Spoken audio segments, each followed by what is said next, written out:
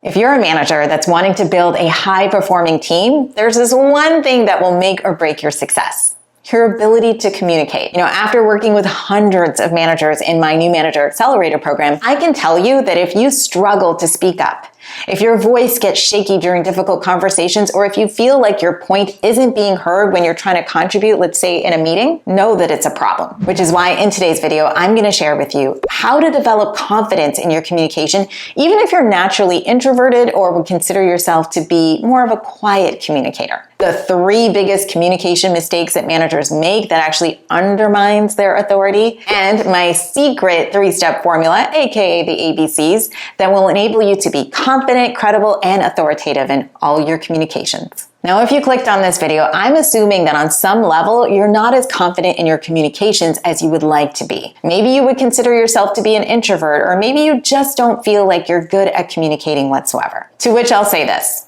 A, I'm introverted too, so I get it. And B, what I've learned is that, yeah, some people are naturally gifted communicators, but it's also true that communication is 100% a skill that's built through practice and effort. I'm proof of that. Just check out some of my older videos on this YouTube channel. Listen, the key is to know where to focus your efforts, what to practice, and to get the right feedback from someone who communicates the way that you want to. Which, by the way, just so you know, is exactly what a huge part of our focus is in NMA, right? It's not just about learning the knowledge and the frameworks of impactful leadership, but also applying them, practicing them, and receiving feedback in real time. Now, if you think you're a bad communicator, then I want to offer you this food for thought. I have observed that people who are self-conscious about their communications actually come across as more genuine and authentic, and they ask more questions naturally than the person that thinks they have it in the bag, thus making their interactions far more richer and colorful than the person with the charismatic delivery.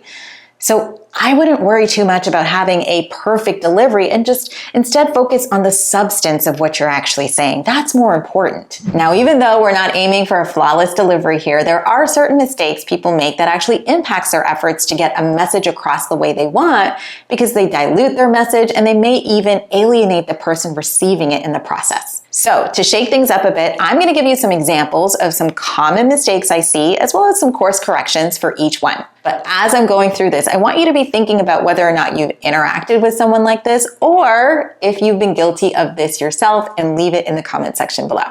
You ready? Okay, here we go with the first mistake. Okay, team, in our next sprint, we need to ideate on some blue sky thinking to get alignment on our core competencies.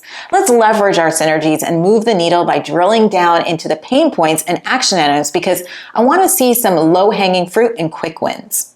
What was the problem here? You guessed it, using a lot of jargon to communicate. I've seen this so many times, right? Where managers are using jargon to make them sound smart, but all they're doing is confusing people more than anything. Why the confusion, you might ask? Well, it's because jargon can be vague and open to the listener's interpretation. So when you as a manager use a lot of specialized technical terms or industry buzzwords, it messes with the actual meaning and the intent behind your communication, thus making it inaccurate. So if you know you fall into this trap, perhaps using complex language, what's the fix? Always aim for accuracy, which is the first part of the up your communication game formula: accuracy. The bottom line is, clear and plain language is usually the most accurate way for you to convey information, set expectations, and ensure that everyone is on the same page.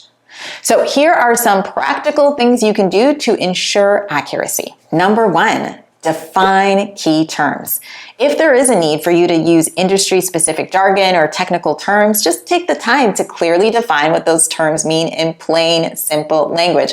Don't assume everyone understands the lingo. Number 2, always check for understanding, okay? Make it an aim to infuse pauses and ask questions to ensure your team is fully grasping what you're communicating, right? Every once in a while, just do like a pulse check on whether or not your language and explanations are clear. One of my favorites is just saying, okay, I want to take a quick pause just to check in and make sure we're all on the same page. Do we have any questions, concerns, or feedback that we would like to surface or add to the mix? You see, the pause and the question invites those involved to have an opportunity to say, yep, we're good, or no, we don't have a clue of what you're saying, Mac. Okay, let's move on to the next mistake people make. And just like before, see if you can spot the issue. Dear team, I hope this email finds you well. I wanted to reach out to everyone to provide an update on our Q3 project timeline and some changes we're making to our team structure. Before I get into the details, I just want to say how proud I am of all the hard work everyone has been putting in. It's been a challenging year, but your dedication has been truly inspiring. First, let's talk about the Q3 project timeline. As you know, we initially set a deadline for September 30th. However, after careful consideration and analysis of our current progress, as well as factoring in some unexpected delays we encountered in Q2, remember the issue with the server upgrade that took an extra week, we decided to extend the deadline to October 15th. This should give us ample time to really polish our deliverables and ensure we're putting our best foot forward. Now on to the team restructuring. I've been thinking about this for a while, and after numerous conversations with HR and upper management, we've decided to make some changes. These changes are designed to streamline our workflow and better align our talents with our goals. I know change can be upsetting, but I truly believe this will benefit everyone in the long run. Here's a breakdown of the changes. Number 1. Sarah will be moving from design team to the development team. Number 2, John and Emily will be switching roles. John will be focusing on client relationships, and Emily will take over project management. Number 3, we're creating a new innovation team that will focus on brainstorming new ideas for future projects.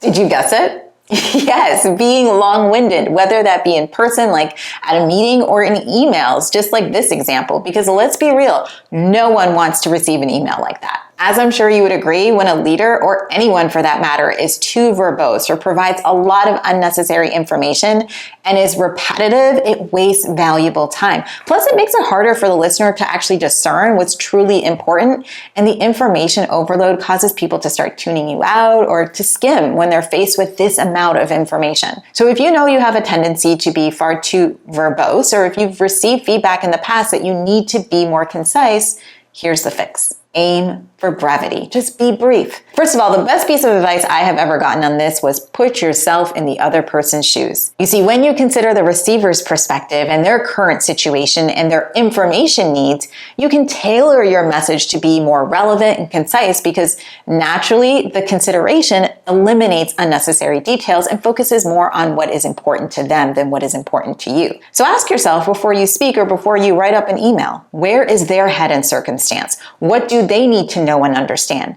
And specifically, when it comes to emails, y'all, use bullet points, right? Because bullet points help you to break down information into digestible chunks, prioritize key information as it ensures that you are getting the most important points communicated first, and bold critical text so that it stands out and reduces the chance of misunderstanding. Okay, let's move on to the next mistake people make, which I see the most often out of all of these mistakes that I've mentioned.